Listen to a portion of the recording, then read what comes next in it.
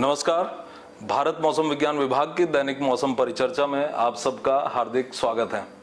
तो आज की हमारी जो हाइलाइट्स है वो extremely severe cyclonic storm Biparjoy पहली हाइलाइट है। दूसरा हमारा जो भारत के अंदरूनी हिस्सों में जो हीट वेव कंडीशंस है, लू की स्थितियां वो है, और तीसरा हमारा साउथ वेस्ट मानसून का जो एडवांसमेंट है वो है। तो सबसे पहले यदि हम बिपरजॉय के बारे में बात करें तो बिपरजॉय इस समय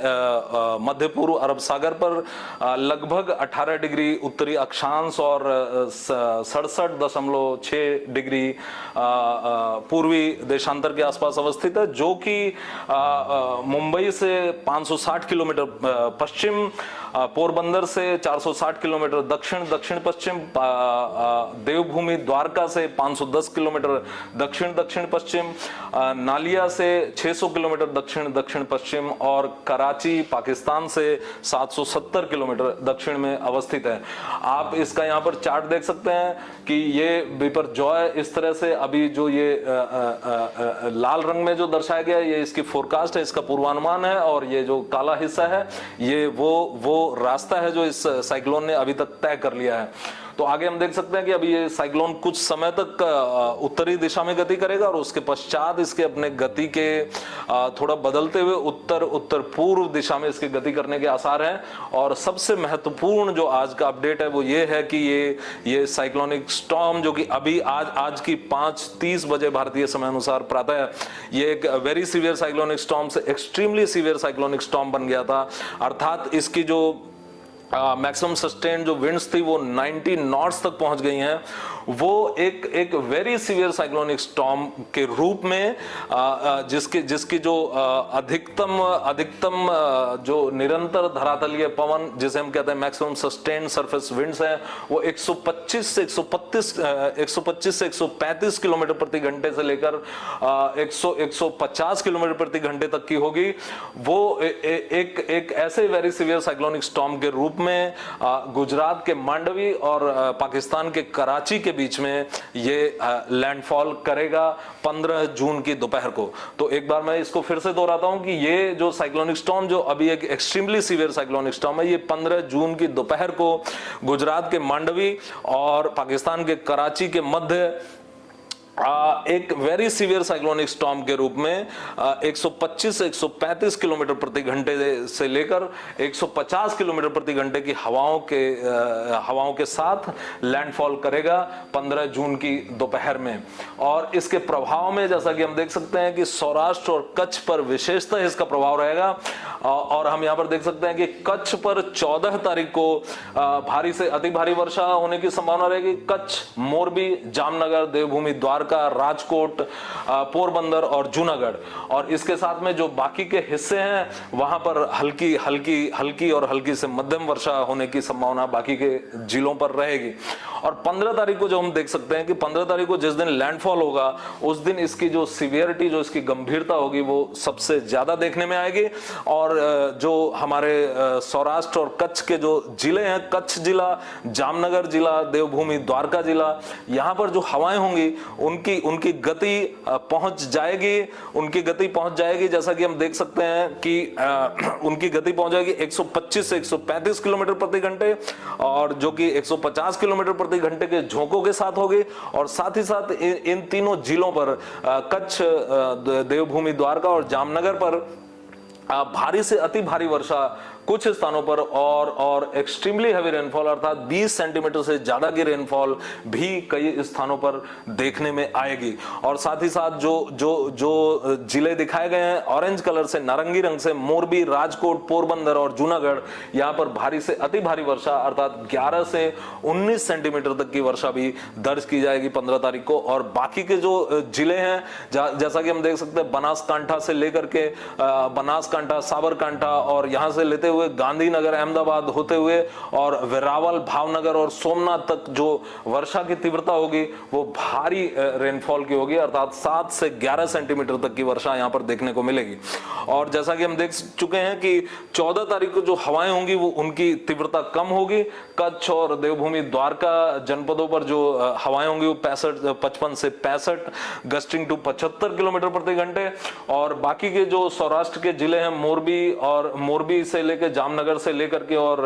वेरावल और भावनगर तक जो जिले हैं, यहाँ पर जो हवा की गति होगी वो 40 से 50 किलोमीटर प्रति घंटे होगी। और जबकि इधर कच्छ, जामनगर और देवभूमि द्वारका पर 125 से 135 किलोमीटर प्रति घंटे 15 तारीख को, और बाकी के जो जिले हैं मोरबी जिले पर 100 से 120 किलोमीटर प्रति घंटा, राजकोट और पोरबंदर पर 90 से 100 किलोमीटर प्रति घंटा, और इसी तरह अंदर के हिस्सों पर, अंदरूनी हिस्सों पर हवा की गति की तीव्रता कम होती जाएगी। और अब यदि हम यहाँ पर देखें तो यह है स्टॉर्म सर्ज, जिसे हम कहते हैं तूफान महोर्मी। स्टॉर्म के जब लैंडफॉल आता है तो उसकी वजह से जो समुद्र का जल, जो उसकी लहरें जो जाती हैं, तो उन लहरों के 2 से 3 मीटर तक होने की संभावना रहेगी इन सभी जिलों पर। कच्छ का जिला, जामनगर का जिला, देवभूमि डिस्ट्रिक्ट, देवभूमि द्वारका का जिला, मोरबी, और साथ ही साथ जूनागढ़ के भी कुछ हिस्सों पर जो लहरें होंगी, स्टॉर्म सर्ज होगा, वो 2 से 3 मीटर का होगा, जो कि एस्ट्रोनॉमिकल टाइड जो हमारा है, जो हमारा ज्वार है, उस ज्वार से 2 से 3 मीटर अधिक होने की संभावना रहेगी। और इसके कारण जो इन क्षेत्रों के जो निचले जो हिस्से हैं उनके पूरी तरह पानी में डूब जाने की आशंका रहेगी। और ये हमारी ग्राफिक दिखाती है कि जो समुद्री क्षेत्र है ईस्ट सेंट्रल अरेबियन सी और उसके बाद नॉर्थ ईस्ट अरेबियन सी, उस पर किस तरह से जो हवा की गति है वो किस तरह से मध्य पूर्व अरब सागर से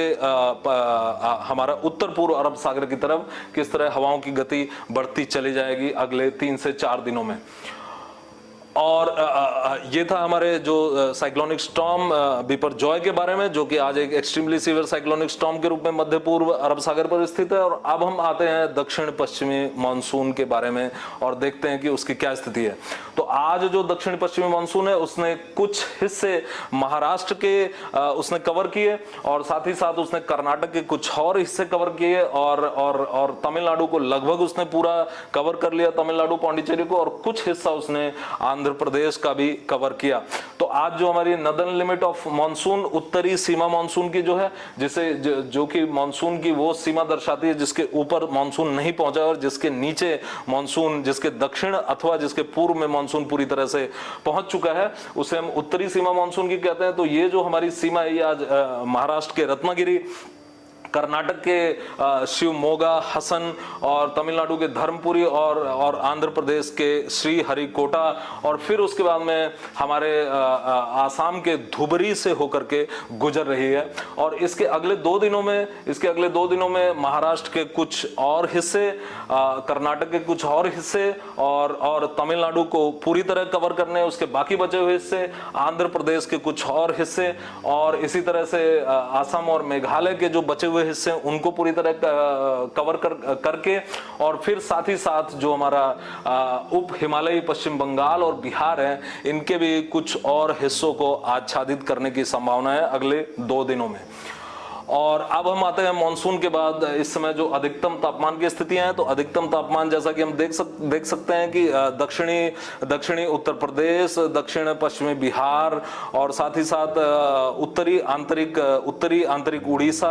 और उत्तरी तटीय आंध्र प्रदेश, उत्तरी तेलंगाना, और विदर्भ, और साथ ही साथ छत्तीसगढ़ के भी कुछ हिस्से, यहाँ पर जो तापमान है वो 42 से 44 डिग्री सेंटीग्रेड इस समय चल रहे हैं। और इसके प्रभाव में अब चूंकि सारी जो हमारी वायु नमी युक्त, आर्द्रता युक्त, ह्यूमिडिटी से जो मॉइस्चर लैडन जो विंड्स है वो पूरी तरह से साइक्लोनिक स्टॉर्म बिपरजॉय में वो पूरी तरह केंद्रित है। तो जो हमारा महाद्वीपीय भाग है उस भाग पर पूरी तरह से तापमान बढ़ता चला जा रहा है, और लू की स्थितियां देखी जा रही हैं। और ये लू की स्थितियां जब तक इस साइक्लोन का लैंडफॉल नहीं होता, जब तक ये गुजरात तट के समीप नहीं आता, तब तक इन लू की स्थितियों में किसी तरह की राहत की कोई उम्मीद नहीं रहेगी। और इसके प्रभाव में जैसा कि हम देख सकते हैं, उत्तरी तटीय आंध्र प्रदेश, तेलंगाना, आंतरिक उड़ीसा, और साथ ही साथ गंगीय पश्चिमी बंगाल पर अगले 3 से 4 दिनों तक हीट वेव कंडीशंस, लू की स्थितियां बनी रहेंगी और इनकी जो सीवियरिटी, इनका जो गंभीर है वो अगले 3 दिनों तक रहेगा और उसके बाद में इसकी गंभीरता में 14 जून से कमी आएगी, क्योंकि तब तक ये साइक्लोनिक स्टॉर्म गुजरात तट के आसपास कहीं होगा। और इस दौरान जैसा कि हम देख सकते हैं कि दक्षिणी उत्तर प्रदेश पर भी अगले 3 दिनों तक जो है हीट वेव की कंडीशंस, लू की स्थितियां, ग्रीष्म लहर की स्थितियां बनी रहेंगी और खास करके ये बुंदेलखंड क्षेत्र पर उत्तर प्रदेश के और साथ ही साथ दक्षिण पूर्वी उत्तर प्रदेश के हिस्सों पर केंद्रित रहेंगी। और जो हमारा दक्षिण हरियाणा और दिल्ली का जो प्रदेश है, क्षेत्र है, यहां पर भी अगले 3 दिनों तक हीट वेव की कंडीशंस, ग्रीष्म लहर की स्थितियां बनी रहेंगी और इसमें चौथे दिन से अर्थात 14 तारीख से इसमें थोड़ी सी राहत की उम्मीद रहेगी और 15 तारीख से इसके पूरी तरह से खत्म हो जाने की संभावना रहेगी। और अब यदि हम पूर्वोत्तर भारत की बात करें तो पूर्वोत्तर भारत पर अगले 5 दिनों तक हमें जो है भारी से अति भारी वर्षा, हल्की से मध्यम वर्षा लगभग सभी स्थानों पर और भारी से अति भारी वर्षा